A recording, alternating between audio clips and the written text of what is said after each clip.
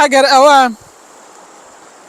ژەهر بێت تەنها یەک دڵۆپە ئاوی بکەیە ناو ئەو ڕووبارەیەوە یاخود بیخەیە ناو گۆمێکەوە بەسە بۆ ئەوەی کە ئەو گۆم و ڕووبارە پیس بێت لە خوارەوە کەس لێی ناخواتەوە پیس دەبێت دەڵێ نەوەکە ئەو دڵۆپە ژەهرە تێکەڵی ببێت و ژەهراوی ببم. جاوەرە لێرەوە باشتێکی زۆر گرنگت پێ بڵێم. دایکمان عایشە دەگەڕێتەوە دەفەرمێ لە لای پێغەمبەری صلی الله عليه وسلم هەندێک باسی سەفیەم کرد کە سەفیەش خێزانی پێغەمبەر بووە کە تەنها ئەوەندەی وتووە ئافرەتێکی کورتە باڵایە یاخۆ تۆزێکی دیکە زەمی کردووە شتێکی تری وتووە.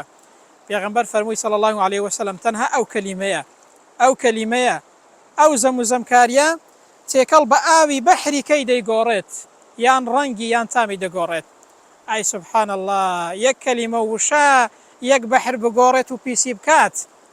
ئەدی ئێمە ڕۆژانە چەند وشە دەڵێن، چەند قسە دەکەین.